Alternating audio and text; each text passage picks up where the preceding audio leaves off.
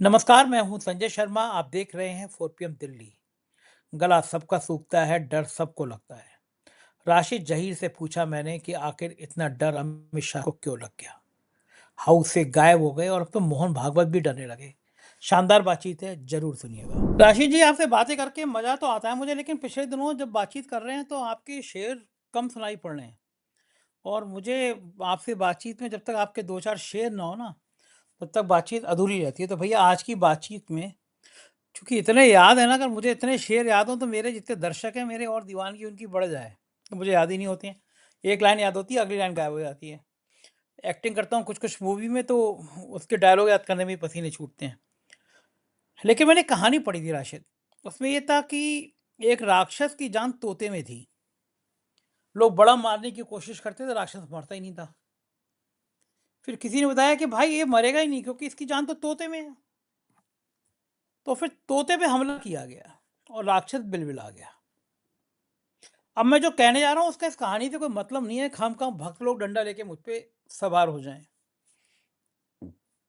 बड़े बड़े भक्तों ने कहा कि ये काकरोच पार्टी तो तिलचट्टे हैं, हिट करेंगे मर जाएंगे। ये क्या नौजवान, ये जिनको लगता था कि 2014 में भारत आज़ाद हुआ, ऐसी महान सांसद कंगना रनौत ने कहा कि लड़की तो बदचलन है, शराब पीती हैं, नशा करती हैं, करेक्टर ऐसे, यानी क्या क्या लड़कियों के लिए कहा। शराब पीना करेक्टर की निशानी है, ये बात मुझे अभी भी इन भाजपा नेताओं से ही पता चलती है। क्योंकि पुरुष शराब पीता है तो शायद कभी करेक्टर लेस बताया नहीं जाता। मैं खुद ड्रिंक्स लेता हूँ, मैं खुद शराब पीता हूँ, तो मुझे तो कभी ऐसा सर्टिफिकेट लगा नहीं कि भैया शराब पीना कोई गुनाह है। मुझसे एक जने कह रहे थे कि तुम बड़े हिम्मत के संग कह देते हो, लोग पीते हैं तो जिक्र नहीं करते। मैंने उनसे कहा, मैं लखनऊ के पत्रकारों में सबसे कम पीने वाला इंसान हूँ, महीने महीने और ड्रिंक्स नहीं लेता हूँ, पार्टी में क्या। लेकिन मैं बातें करने में कोई संकोच नहीं करता, क्योंकि मैं चाहता हूँ कि ज़िंदगी में दोहरा चरित्र ना हो। जो आप करते हैं ना, उसको आप कहने का हिम्मत रखो, वरना करो ही मत। तो मैं दोहरे चरित्र वाली ज़िंदगी जीता नहीं हूँ। तो साहब, कंगना रनौत जी ने लड़कियों के लिए इतना कह दिया। उनको लग रहा था कि ये जैन जी जो हैं ये कुछ कर नहीं पाएंगे। लेकिन चंदा चोरी का ध्यान हटाने के लिए अभिजीत को प्रदर्शन की अनुमति भी दे दी, वरना प्रदर्शन से पहले ही उनकी टांगें वांगें तोड़ दी जाती। लोगों को लगा कि भाई, अगर ये थोड़े बहुत छात्र हैं, ये क्या करेंगे, धरना देंगे तो चंदा चोरी की खबरें टीवी चैनल से हट जाएंगी। लेकिन पता नहीं था ये छोटी सी चिंगारी एक दिन धर्मेंद्र प्रधान को ले डूबेगी। अब यहाँ तक तो मामला सही था, लेकिन उस कहानी के पात्र की जगह लोगों ने कहा कि इनकी जान कहाँ है। तो पता चला इनकी जान तो नागपुर में बसती है। तो नौजवान पीढ़ी ने मनुस्मृति को लेकर, मनुवाद को लेकर, ब्राह्मणवाद को लेकर हमला बोला। और मैं तो बहुत पहले से कहता रहता हूँ कि भाई, ब्राह्मणों का कॉपीराइट है क्या कि हर जगह वही छाएंगे? आरएसएस के चीफ ब्राह्मण क्यों हो? क्या ठेका ले रखा है क्या? पिछड़ा दलित की बात करते हैं तो कोई पिछड़ा या कोई दलित मोहन भागवत की जगह कोई नहीं, दूसरा कोई नहीं क्यों नहीं हो सकता? आज तक संघ में रज्जू भैया को छोड़ दीजिए जो ठाकुर थे, उसके अलावा हर संघ प्रमुख ब्राह्मण हुआ है। तो जब इस जैन जी ने नवश पे हाथ रखा, तोते पे हाथ रखा, तो सब बिलबिला गए। तोते खुद डर गए। तोते ने कहा कि अगर ये जैन जी का रुख इधर नागपुर की तरफ हो गया, नागपुर में बड़ा प्रदर्शन हो ही गया था, तो मामला खटाई में अब पड़ जाएगा। तो मोहन भागवत जी ने एक प्रायोजित कार्यक्रम रखवाया। अब संघ छात्रों और नौजवानों से संवाद करने में जुट गया है। और इस कार्यक्रम में मोहन भागवत ने कहा, ये जैन जी और उससे नीचे वाली पीढ़ी जो है जैन अल्फा, ये हमसे ज़्यादा ईमानदार है। जिस जैन जी को ये लोग भटका हुआ बता रहे थे, बिगड़ा हुआ बता रहे थे, मोहन भागवत कह रहे हैं ये हमसे ज़्यादा अक्लमंद है, हमें इनसे सीखना चाहिए। प्रधानमंत्री को इन नौजवानों से माफ़ी मांगनी चाहिए कि मुझे माफ़ कर दो बच्चों, मेरे होते हुए तुम पे लाठी चल गई, तुम पे पैलेट गन चल गई, बिहार में AK-47 चल गई, मैं तुम्हारी पेपर लीक रोक नहीं पाया, मैं तुम्हें नौकरी दे नहीं पाया, मुझे माफ़ कर दो। उल्टा वो कह रहे हैं कि मैंने तुम्हें माफ़ कर दिया, जाओ बच्चों जाओ। उल्टा चोर कोतवाल को डांटे। लेकिन आज मुझे मोहन भागवत का डर देखकर अच्छा लगा। मुझे लगा संघ को समझ में आ गया कि ये जो नौजवान पीढ़ी है, ये बहुत ज़्यादा हिंदू मुसलमान में फंसती नहीं है।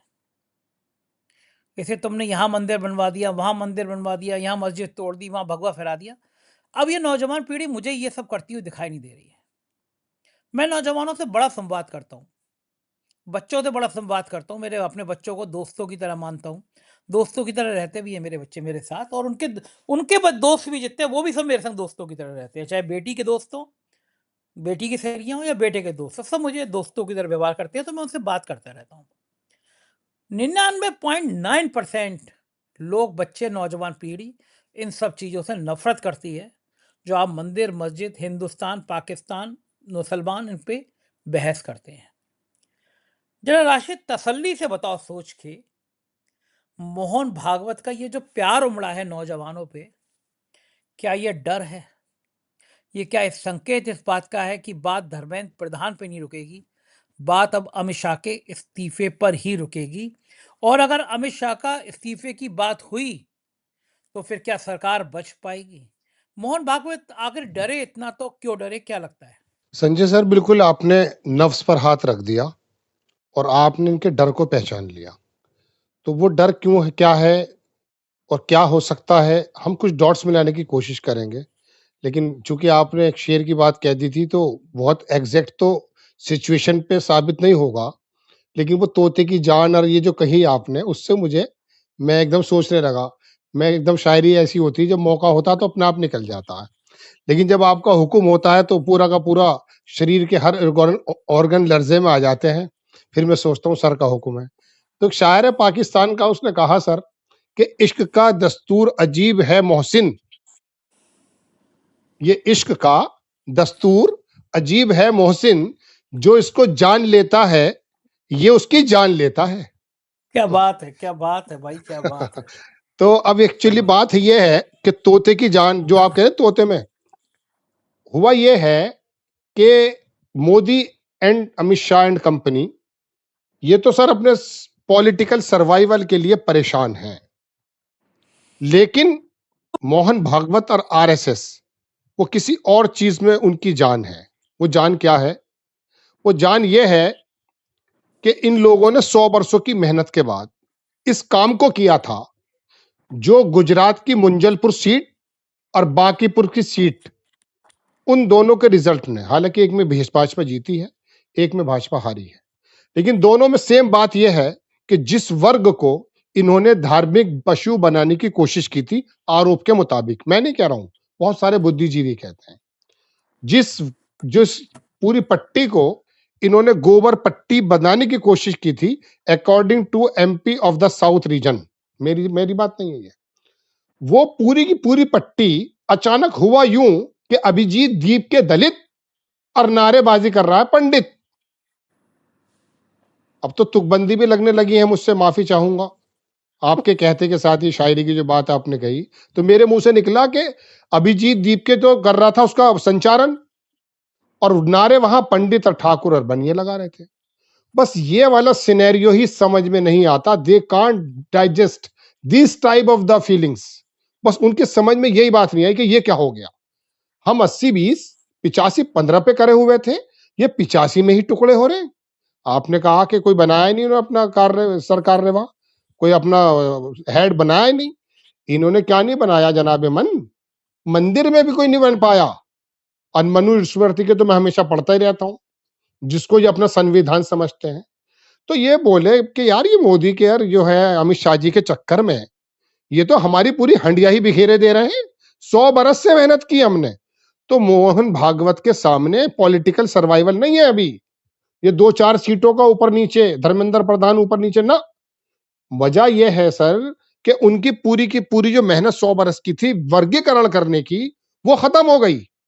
जो अपर समाज सन 80 से लेके सन 52 से लेके इनके साथ था, वो अभिजीत दीप के उसके नारों पर वाहवा कैसे करने लगेगा? ये वाला सीन इनके समझ में नहीं आ रहा है, और यही वजह कि इन्होंने जो कांग्रेस जनता पार्टी की तो की है बुराई, लेकिन जैन जी को बोल रहे हैं वो कि साहब इनको तो अपनी तरफ लाना है। अभी मैं सुबह इत्तफाकन एक वीडियो देख रहा था, मैं श्योर नहीं हूं दोपहर में कि वो अभी की है या पहले की है। एक जैन जी के बच्चे ने ये कहा मोहन भागवत से कि आपने 52 बरस अपने यहां पर झंडा क्यों नहीं फहराया? अब बात यह है कि जब मोहन भागवत से सवाल अब करने लगे हैं, तो मोहन भागवत जैसे समझदार व्यक्ति भी जवाब कुछ और देने लगे हैं। जब प्रियान खड़गे ने पूछा कि लाओ जरा मसौदा तो दो, कहां पर रजिस्टर्ड हो, क्या आया क्या गया, कुछ तो बताओ। मदरसों में घुस करके चार दीवारी कूद करके जब ले रहे थे सारी बातें, तो अपना भी बता दो। तो उनके ऊपर इल्जाम लगने लगे और फिर कहा ये कि हिंदू धर्म का कोई प्रमाण मांगता है। गोया के हिंदू धर्म और आरएसएस एक है। ऐसा कैसे हो सकता है? हिंदुइज्म, अरे हिंदुइज्म को जिस दिन जान गए ना, तो फिर समझ ही नहीं, कुछ कुछ जानने की जरूरत ही नहीं पड़ेगी। तुम तो हिंदुत्व के आड़ के पीछे आए हो। तो वहां पर इन लोगों ने ये किया सर, कि वहां उन्होंने जवाब नहीं दिया। अब जब जवाब नहीं दिया है, तो आरएसएस की चिंता सबसे बड़ी ये हो गई सर, कि यार ये लोग इकट्ठे हो कैसे गए, हमारा कहीं रजिस्टर, उस बच्चे का मैं पूरी बात कर देता हूं अपनी। तो उसको जवाब दिया कि भाई ऐसा है, पंडित नेहरू ने 1933 में एक लगाया था, फहराया था झंडा, वो अटक गया था। उस जमाने में ऐसी सुविधाएं नहीं थी, तो एक लड़का 40 फुट चढ़ करके वो गया, उसने खोल दिया वो झंडा। तो वो जो लड़का था वो स्वयं सेवक संघ का कार्यकर्ता था। हम झंडे के लिए अपनी जान दे देंगे, बिल्कुल सही बात है। हम आपकी जान नहीं लेना चाहते, हम चाहते ये हैं कि इस झंडे में, इस संविधान में विश्वास रख करके अपने आप भी तिरंगे, मतलब तिरंगे के अंदर तिरंगे में हो जाओ। ये जवाब तो दिया नहीं कि क्यों नहीं फहराया। इस तिरंगे के तीनों कलर से भी उलझन थी संविधान सभा के सामने उस जमाने में। जब वो लोग बैठे थे, ये वहां पर भी उलझन में थे, जब संविधान के निर्माता बैठे थे। तो उस बच्चों को जवाब नहीं दिया। अब गालिबन वो आज ही की प्रेस उनका संबोधन का था या पहले, ये तो मैं श्योर नहीं हूं, लेकिन ये वीडियो है, ये कंफर्म बात है। तो जवाब इन सवाल इनसे कुछ और होता। तो इनकी चिंता सर ये है कि हमने जो हंडिया चलाई थी, ये एक साथ हो कैसे रहे। जब तक ये जातियों में नहीं बटेंगे, जातियों इन द सेंस हिंदू मुस्लिम करेंगे, मतलब उनको इकट्ठा करेंगे। अब ये जो हुआ ये कि मायावती के और काशीराम जी के और अम्बेडकर के अनुयायी जब करने लगे हैं वहां पर, ये तो बर्दाश्त ही नहीं कर सकते। अपने यहां भी नहीं बनाया इन्होंने कुछ आज तक। तो वहां पर इकट्ठे हो गए। तो इनकी सबसे बड़ी दिक्कत जैन जी से यही है कि ये इकट्ठे ना हो जाए। इकट्ठे होंगे तो हमसे सवाल करेंगे। अच्छा, जैन जी है बिल्कुल यो यो, वो यो यो हनी सिंह को पसंद करता है। शाहरुख खान ने एक मर्तबा बुलाया, वो ये उन्हीं की बात बता रहा हूँ, हनी सिंह की जब बात आ गई है तो, हनी सिंह को, और कहा कि मेरी फिल्म में एक गाना लिखना आपको। तो हनी सिंह बोला कि यार ये बड़ी अजीबोगरीब बात है, वो शाहरुख खान ने बुलाया तो मेरे पे बर्डन हो गया। जैसा भी सर आपने कहा शेर सुना दो तो बर्डन हो जाता है। तो वो हुआ यूं कि शाहरुख वो सोचने लगे वो कि शाहरुख खान की पर्सनैलिटी को रख करके उन्होंने सोचा कि नया कैसा क्या क्या गाना लिखूं। उसने फिर सोचा कि मैं हूं हनी सिंह, मुझे शाहरुख खान ने बुलाया है, हनी सिंह को बुलाया है, मैं अपने तरह से कोई काम करूंगा। तो जैन जी को ये कितना भी समझा लें, जैन जी तो अपने हिसाब से बात करेगा, उसकी समझ में नहीं आएगी बात इनकी, चाहे कुछ भी कर लें ये। और वैसे भी अब जैन जी पढ़ा लिखा आदमी है, दुनिया भर के सामने आ चुके बच्चे हैं वो, नई बातें आ गई हैं, नफरत का स्कोप उनमें है भी नहीं। ये जंतर मंतर पे हमने देखा, पूरे देश ने देखा। और सर एक बात तो देखिए, आप भी सोचकर खुद भी बता सकते हैं, क्या 2 महीने पहले ऐसी स्थिति थी, मैंने खुद एक प्रोग्राम बनाया कि धर्मेंद्र प्रधान जिस दिन इस्तीफा दे देंगे, समझ लेना मोदी जी खत्म हो जाएंगे। ये मेरे शब्द थे। बिल्कुल सिनेरियो 2 महीने पहले कोई यकीन ही नहीं कर सकता था कि धर्मेंद्र प्रधान से इस्तीफा ले लेंगे। लेकिन आ कोई नहीं तो मान गया सकता। ना, आ पिंजरे में गया। आ गया शेर, आ गया ना। तो ऐसे ही दूर की कोड़ी मुझे अमित शाह भी लग रही हैं। लेकिन जैन जी के आगे नहीं रुक पाएंगे आप। और इसी जैन जी का सहारा लेते हुए देखिएगा आप देश के लोग क्या कर रहे हैं। राहुल गांधी का इलाहाबाद का आपको पता चल ही गया कि वहां की परमिशन फिर हटा रहे हैं, वो वहां पे इकट्ठे होने वाले हैं सारे के सारे लोग इलाहाबाद की धरती पे, चूंकि इन्होंने कोटा में देख लिया, देहरादून में इनके हाल खराब है। अगर इतनी ज्यादा परेशानी नहीं है, अभिजीत अभिजीत दीप को एयरपोर्ट पे परमिशन दे देते हो, तो राहुल गांधी का भी दे दो परमिशन, तुम्हें क्या दिक्कत हो रही है, कहीं जैन जी इकट्ठा ना हो जाए। तो ये इनको प्रॉब्लम है, इनकी दरअसल धरोहर लूट गई सर। ये है उस धरोहर को लूटने, इकट्ठा करने के चक्कर में है ये जी।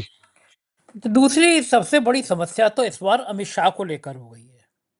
अमित शाह के लिए आज हाउस में अध्यक्ष ने पूछा, हाँ विपक्ष से क्या पूछना चाहते हैं, विपक्ष ने नारे लगाया अमित शाह कहाँ, अमित शाह कहाँ है। अमित शाह से ज्यादा अध्यक्ष जी घबरा कर तुरंत सदन स्थगित कर दिया। दूसरा, इनकी सरकार की सबसे ज्यादा नाक में दम कर रखी है। नाक में दम कोई संजय ही कर सकता है, चाहे संजय राउत हो, संजय शर्मा हो या फिर संजय सिंह हो। तो संजय सिंह को भली जेल भेज दिया, लेकिन उनके तेवर तो कम होते नहीं। संजय सिंह ने ट्वीट किया है कि मैंने सरकार से पूछा छात्रों पर चलाए गए आंसू गैस, पैलेट गन, AK-47 का बजट कितना था। गृह मंत्री को सदन में आके बताना चाहिए। यूपी के सीतापुर में बच्चों को ऐसा खाना परोसा गया जो हम जानवरों को भी नहीं दे सकते। अब ये मुद्दे संजय सिंह उठा रहे हैं कि साहब ये जो लाठियां चली, ये जो पैलेट गन चली है, जो AK-47 चली, छात्रों को पीटने का बजट कितना था? अब बताइए। और अमित शाह कहाँ है? क्या हो गया अमित शाह को? मतलब इतना डर के पीछे पूरा देश सकते में योगी आदित्यनाथ के अलावा कोई आदमी खुश नहीं होगा। योगी आदित्यनाथ तो बोले, एक मेरा मित्र है वो बड़ा उस पीठ से जुड़ा हुआ है, मुझे बता रहा था कि तांत्रिक क्रियाएं विरियाएं, तो मैं कहा भाई मैं तो इन सब चीज़ों को मानता नहीं। बोले देख लेना, जिसने पीठ की तरफ, गोरख पीठ की तरफ देखा वो तबाह हो गया। आज उसका फोन आया मेरे पास, बोले देखा गोरखनाथ पीठ का मतलब, आंख दिखाने का मतलब क्या देख लिया ना, अमित शाह का क्या हाल हो रहा है। तो यार ये अमित शाह को हो क्या, कि डर क्यों है यार? इस्तीफा देना ही पड़ा तो इसमें डर की क्या बात है? तो अमित शाह तो बहादुर आदमी है, जेल में भी हुआ है, तो वो इस्तीफा देना पड़ जाए तो इतने डरे क्यों है? क्यों नहीं आ रहे हाउस में? जवाब क्यों नहीं दे रहे? हमेशा पूरी सरकार उनके पीछे खड़ी होती थी, इस बार खुद ही गायब हो गए वो। सर, अमित शाह के इस्तीफे की बात जब आप कर रहे हैं तो इसके बारे में तो मैं जवाब दूंगा, लेकिन मुझे एक बात दिमाग में आ गई। CK जाफर शरीफ एक रेलवे मिनिस्टर होते थे कर्नाटक की साइड से, कॉलेजेस वगैरह भी चल रहे हैं। उनके जमाने में एक बार एक रेल का एक्सीडेंट हो गया, तो उनके इस्तीफे की मांग की, जो हमारे यहाँ एक होता भी है, उस विभाग के सर्वे सर्वा की। तो वो बोले यार ये एक्सीडेंट तो एक्चुअली ड्राइवर से हुआ था, इस्तीफा मुझसे क्यों मांग रहे हो? तो ये बात बड़ी मशहूर है उनकी। इस्तीफे की बात तो सर ये आ गई सामने। अब बात ये है सर, इस्तीफे की बात का जवाब भी मैं दूंगा, लेकिन मुझे तो दरअसल वहां के जो हमारे सभापति हैं, उन्होंने जो हिम्मत दिखा करके कह दिया हाजिर हो, इंडियन एक्सप्रेस ने छापा ये अमित शाह आए, इस तरह की पूरी लाइन है। तो कहने का मतलब ये है कि मुझे तो दूसरे ऐसे जगदीप धड़कन धनखड़ धनखड़ दिखाई दे रहे हैं। अमित शाह का तो इस्तीफा हम ले लेंगे, लेकिन इस बीच ऐसा ना हो कि हमारे ये जो उपराष्ट्रपति जी हैं, इनका इस्तीफे की ओर मसला हो जाए, क्योंकि इन्होंने कह दिया ये वो इस जमाने में रजत शर्मा का आया करता था प्रोग्राम, वो फला आदमी हाजिर हो, ये लगाया करते थे, वो अब भी आता है। मुझे तो पुराने वक्त की बात याद है जब TN शेषन और परमहंस चंद्र ये उस जमाने में रजत शर्मा के ऊपर चढ़ गए थे। हालांकि वो हटा दिए हैं रजत शर्मा जी ने, खैर। तो अब बात यह है सर कि इसका इस्तीफा तो हो जाए, लेकिन दुआ ये भी करो कि हमारे राष्ट्रपति उपराष्ट्रपति से कोई इस्तीफा ना मांग ले, क्योंकि उन्होंने अमित शाह को सदन में आने के लिए एक रिक्वेस्ट कर दी है किरण रिजिजू से। एक बात तो है। अब अमित शाह की बात आती है सर, हम बराबर क्या पूरा देश 15 दिन से बात कर रहा है। 20 तारीख से शुरू हुआ है सदन, लगभग आज 5 तारीख है, 6 तारीख है। ये 14-15 दिन की बैठकें हो गई सर, 2-3 बैठकें बची हुई हैं। आखिरकार देश के अंदर 3 लौह पुरुष बताए जा रहे थे। एक तो लौह पुरुष वही थे, वो भी गुजरात से ही थे। फिर लौह पुरुष बताने लगे थे अडवाणी जी को, वो भी गुजरात से थे। और फिर लौह पुरुष बताने लगे इन्हें, तो वो भी स्थिति को फेस कर रहे थे। शानदार काम किया उन्होंने, इसमें कोई दो राय नहीं। अडवाणी जी की कोई भी राजनीति हो, लेकिन जबरदस्त काम था। और हमारे सरदार पटेल को तो पूरी दुनिया ही वाकई उनका लोहा मानती है। उस जमाने में सर जब ये बंटवारा हुआ है, उनके तो पूरे रोल जानते हैं ना कि उन्होंने किस प्रकार से भव्य भारत को इकट्ठा कर दिया। आज पूरा भारत जो है आपकी नीतियों की वजह से बिखरा हुआ है। झारखंड से लेके नागपुर से लेके अहमदाबाद से लेके इलाहाबाद तक आप गायब हैं। आप कौन से लौह पुरुष हैं? आप तो विविधाओं में से निकला करते थे। तो पूरा सदन पुकार रहा है।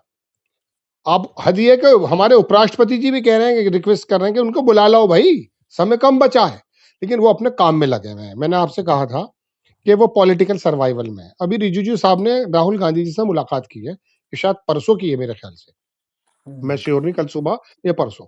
तो उसमें उन्होंने, मैं समझता हूं जो मेरी अक्ल है, कि उन्होंने शायद मसौदा बता दिया कि भाई हमारे पास परिसीमन का कुछ जुगाड़ है, तो प्लीज आप आपका रुख जानने आए।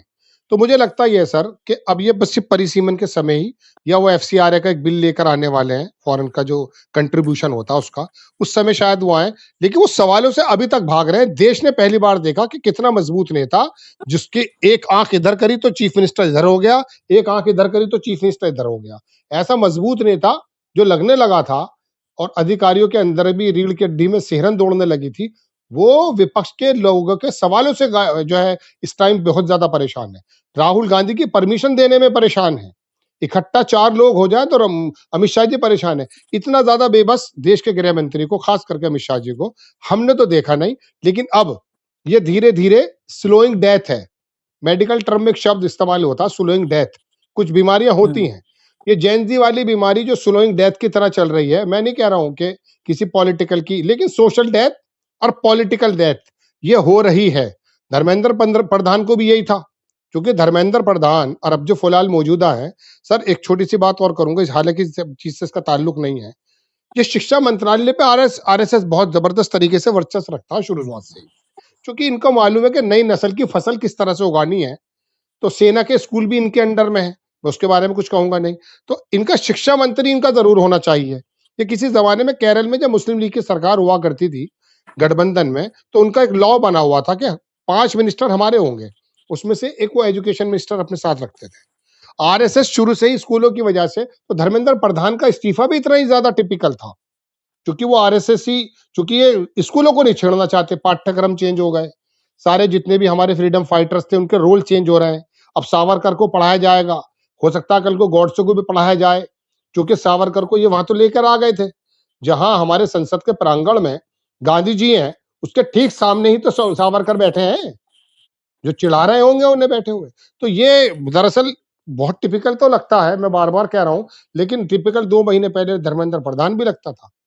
सही बात है, अब तो टिपिकल कुछ भी मोदी, हाँ, असंभव, अब कुछ भी हो सकता है। ये वाकई कुछ भी जो होता आंधी है कि चल रही शाह का है, इस्तीफा इसको भी तो कोई होना कोई बड़ी बात नहीं है। हाँ, कोई ये बड़ी बात नहीं। नौजवानों का जी, जी। गुस्सा कुछ भी कर सकता है। अच्छा, उधर उत्तराखंड में कांवड़ियों ने कार तोड़ दी थी, वीडियो वायरल हुआ था और घटना सही थी, वीडियो सही था, तभी पुलिस ने अरेस्ट भी किया था एक व्यक्ति को। अब वो वीडियो इतना ज़्यादा वायरल हुआ और जैन जी ने किया, ये कहा कि ये है कांवड़िया, ये पूजा पाठ करने जा रहे हैं। कांवड़ियाँ एक नृत्य हो रहा है, महिला नृत्य कर रही है, ठुमके लगा रही है, कांवड़ियाँ उसके अंदर ठुमके लगा रहे हैं। ये भगवान शिव की पूजा करने जा रहे हैं। जगह जगह हिंसा हो रही है, एक जगह से पुलिस वाले ने कुछ कह दिया, उसको दौड़ा रहे हैं, मारो, गाली दे रहे हैं। लोग दहशत में आ जाते हैं, गाड़ी लेके जाते हैं कांवड़ियों को देखकर। उधर आपके पड़ोस में रामपुर का ही एसपी है शायद, इतना नाकारा एसपी है, कह रहा है कि किसी भी मुसलमान वैसे तो गाय काटेंगे नहीं, लेकिन कोई हरामी होगा, ये शब्द थे, इस भाषा को बोलना नहीं चाहिए, कोई हरामी होगा तो उसे हम ठीक कर देंगे। ये इस प्रदेश के आईपीएस की भाषा है। एक सीओ है अनुज चौधरी, वो गदा लेके चलता है।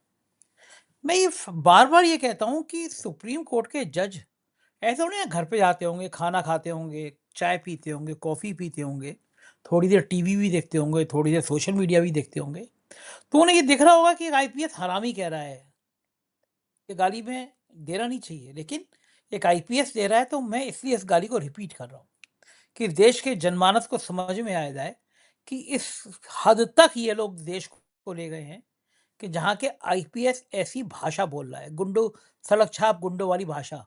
वेद प्रकाश उपन्यास शर्मा को उपन्यास आया था, वर्दी वाला गुंडा। मैंने सोचा ये गाय काटने वाला मुसलमान हरामी है, तो गाय काटने वाला हिंदू कौन है? बंगाल में जो नए नए मुख्यमंत्री बने हैं, ताज़ा तरीन मुख्यमंत्री बने हैं, जो नोट स्टिंग ऑपरेशन में पकड़े गए थे, मोदी जी खुद उनकी मजाक उड़ाते थे, और अब तो उनके इलाके मुख्यमंत्री बना दिया, उनका स्टिंग ऑपरेशन भी हुआ था। उन्होंने कहा कि भैया बूढ़ी गाय काट लो ना, याद है ना आपको अभी पिछले दिनों बकरीद पे, क्योंकि बंगाल में गाय का धंधा करने वाली बहुत बड़ी आबादी हिंदुओं की भी है, जो गाय को बाकायदा पालते हैं, इसलिए क्योंकि वहाँ बंगाल में गाय काटना प्रतिबंधित नहीं है। एक मिनिस्टर हैं, उन्होंने तो ऐलान किया था कि साहब मैं बीफ खाता हूँ। अभी ट्रोल हुए 2 दिन पहले कि खुद ही हाउस चलने नहीं दे रहे किरण रिजिजू साहब।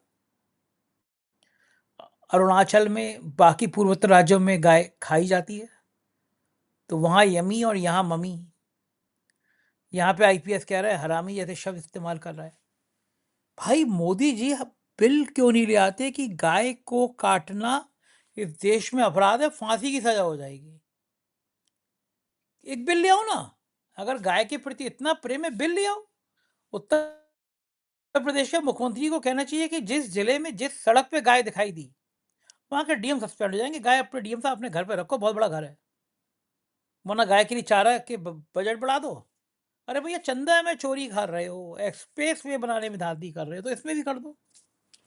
ये भाषा आईपीएस की, सड़क छाप गुंडों वाली, मैं कह रहा हूँ कि सुप्रीम कोर्ट के जज को संज्ञान लेना चाहिए, क्योंकि अगर वर्दी पहनने वाले ऐसे हो गए, गाड़ियों के रंग कावड़ यात्रा के बैनरों से रंगने लगे, एडीजी स्तर के अफसर कावड़ियों पे फूल बरसात करने लगे, उन कावड़ियों पे जिनमें से एक संख्या, मैं सबको नहीं कह रहा, एक बड़ी संख्या इस तरह गुंडों की होती है, कहाँ कानून रह जाएगा? और क्या कि पूरा वायरल हो रहा है, पूरी दुनिया में वायरल हो रहा है, आईपीएस हरामी कह रहा है। मुसलमानों को गाली देना फैशन हो गया है। क्या कहेंगे आप? सर वाकई बात तो आपने अपने वक्तव्य में पूरी कर दी। ये तो दर्द है, इस दर्द का कहाँ से मैं दावा करूं यही सोचा जाता है।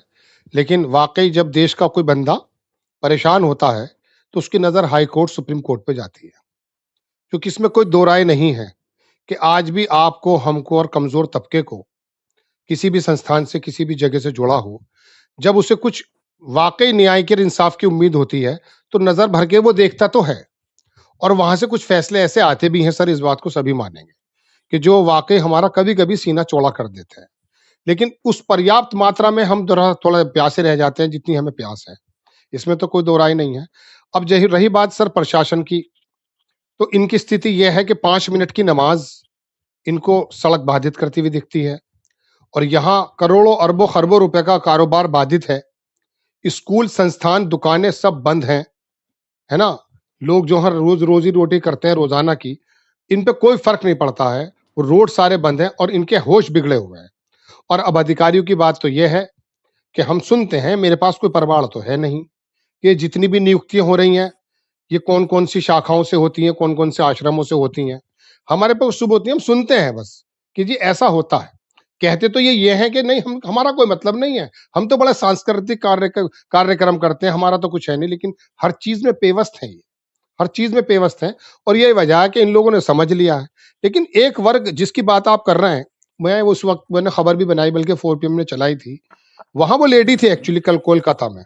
उसका वो वक्तव्य आया था सर कि जो बूढ़ी हो जाए उसको काट लो।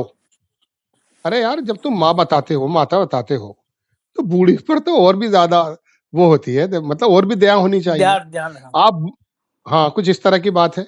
तो कहने का मतलब ये है कि ये जो मीट बोर्ड है सर, इसके बारे में थोड़ी सी बात बता दूं कि हिंदुस्तान के अंदर, मैं 2007 का डाटा दूंगा, 2007 से 10 के बीच का, मनमोहन सिंह जी ने एक मीट बोर्ड बनाया था, उसमें एक सरदार जी को उसका चेयरमैन भी बनाया था। और विदेशी करेंसी प्राइवेट सेक्टर में लाने वाला सबसे बड़ा कारोबार दरअसल मीट का एक्सपोर्ट था। तो उन्होंने जब देखा कि विदेशी करेंसी हमारे यहाँ आ रही है प्राइवेट सेक्टर में, तो उन्होंने इसका बोर्ड बना दिया था, और बाकायदा बहुत आमदनी होने लगी थी। बल्कि ब्राजील को एक बार हम लोगों ने, मतलब भारत ने पीछे भी कर दिया था। ब्राजील नंबर 1 जो है एक्सपोर्टर है, और सारा जो माल है वो सारा का सारा जाता गुजरात के पोर्ट से। और इससे चंदा लेने वाले महाराष्ट्र के नेता बाकायदा बिल्कुल हैं, जो अलाना करके एक बड़ी कंपनी है, मीट एक्सपोर्टर है वो, वहां से आप चंदा लेते हैं। चंदे में आपको बुराई नहीं, आप कलकत्ता में जाकर के खाएंगे, कोई बुराई नहीं। रिजिजू साहब कहें, एक गोवा के चीफ मिनिस्टर थे, रक्षा मंत्री भी रहे, खुलेआम साहब कहा, आप तो चले गए दुनिया से। तो आपके मंत्री खाएं, आपके मणिपुर में खाएं, सब जगह खाएं, लेकिन उत्तर प्रदेश के अंदर अगर मुसलमान कोई बात कहता है, हम तो, बल्कि मुस्लिमों के एक बहुत बड़े संगठन ने तो उसका कहा अभी कि भाई आप इसको राष्ट्रीय पशु या राष्ट्रीय माता ही घोषित कर दो, उस पर भी लड़ने लगे। जब हम, अकॉर्डिंग टू इस्लाम, उनके जो मोहम्मद साहब है, उन्होंने एक बात कही है सर, मैं, आप हमारे दर्शक भी जान लेंगे कि मुस्लिमों को भी मैं खास करके ये वो करना चाहता हूं। उन्होंने कहा कि गाय का जो गोश्त है ना वो बीमारी है, और गाय का दूध शिफा है। ये इस्लाम के अंदर प्रचलित है। कुछ लोग गांव में कब्जों में करते हैं, गरीब लोग, तबका लोग। और दूसरी बात, पशुधन करके विनोद दुआ ने किसी जमाने में एक प्रोग्राम बनाया था सर, वो मैंने देखा है। उसके अंदर क्या होता है कि जो गांव के बहुत दबे कुचले लोग हैं, अभी गरीब, अभी गुर्बत देखी कहाँ है इन्होंने, इनको मालूम क्या देश कहाँ कहाँ क्या क्या गुजर रहा है, जहाँ चमड़ा चूस करके अपनी भूख मिटाई जाती है, जानवरों का चमड़ा जो मर जाते हैं।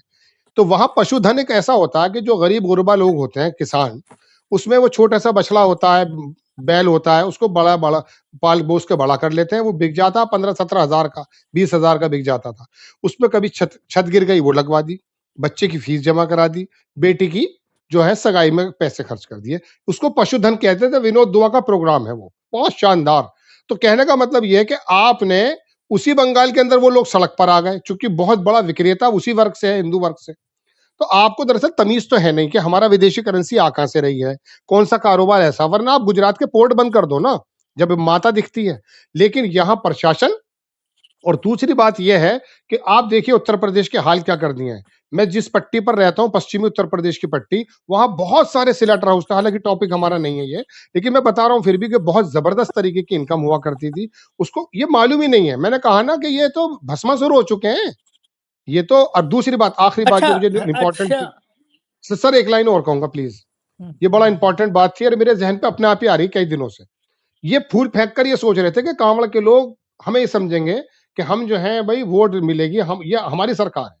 आप यकीन मानिएगा, इस बार मैं अपने बेटे को ट्यूशन छोड़ने जा रहा था, तो वहां रास्ते में लोगों को मैंने ये कहते हुए सुना, जब रास्ता तंग कर दिया गया है, एक तरफ से आवागमन हो रहा है, तो इन लोगों ने वो बदतमीजी कर रखी, कुछ वर्ग ने, वो लोग, वो सब अपनी आंखों से देख रहे हैं। जैन जी वैसे भी अपने घर पे जाके बता रहा अपने माता पिता को, ये कांवड़ की यात्रा इस समय एक बैड इंपैक्ट छोड़ रही है इंप्रेशन के रूप में। जो लोग पहले इस बात को सोचा करते थे धार्मिक काम है, वो इन परेशानियों से वो खुद भी दो चार हैं। तो इस बार हो सकता है ये यात्रा इनको और ज्यादा नुकसान पहुंचा दिया जाए। जी बिल्कुल ठीक कह रहे हैं। और एक बड़ी मज़ेदार बात तो ये है कि अकेले मोहन भागवत नहीं डरे। ये गोदी मीडिया के एंकरनियाँ जो दिन भर हिंदू मुसलमान करते थे, मुसलमान पाकिस्तान करते थे, ये तो स्टूडियो में बैठ के पंचायत करते थे। और इनके रिपोर्टर तो फील्ड में गए, किसी के कपड़े फटे, किसी की पिटाई हुई। तो ये मालिक समझ गए कि अगर इन नफरती चिंटुओं को बिठाया गया तो हमारा धंधे पे असर पड़ जाएगा। और गुजरात के उद्योगपति तो बहुत तेज हैं, वो बहुत तेजी से समझते हैं। जिन एंकरों ने जहर बांटने का काम चरम पे किया, नफरत बांटने का काम चरम पे किया, दिन भर मुसलमान मुसलमान मुसलमान किया, ऐसे अमीश देवगन को उल्टा किया और मुकेश अंबानी ने पीछे से लात मार के निकाल दिया नेटवर्क 18 से। तो इन पत्रकारों को समझ आनी चाहिए। एक दूरदर्शन का अशोक श्रीवास्तव है जिसकी पिटाई कर दी थी लोगों ने घुस के हाउस में, उनके पिताजी के कारनामे तक सामने आ गए हैं। ऐसे नफरती चिंटुओं को अब अमीश देवगन का चेहरा सामने रख के ये देख लेना चाहिए कि मालिक को समझ में आ गया कि जैन जी अब गुस्से में हैं। तो अगर स्टूडियो में ये चोपड़ा, देवगन, रूपका, लियाकत, अंजना ओम कश्यप, सुधीर चौधरी, हिम्मत नहीं पड़ी किसी की ये जंतर मंतर के किलोमीटर के आसपास गाड़ी घुमा रहे हैं, कितने का ना लेके घूमते हो।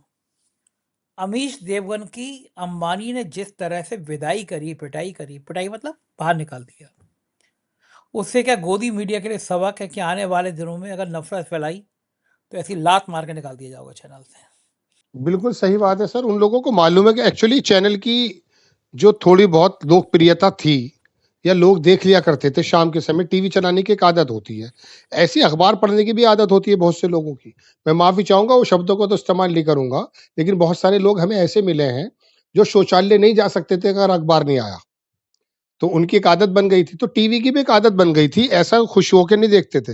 लेकिन जब इस टीवी ने वाकई इस लोगों को वाकई एक ज़ॉम्बी बनाने का काम किया है, तो सर ये इन लोगों को नफरत करते हैं।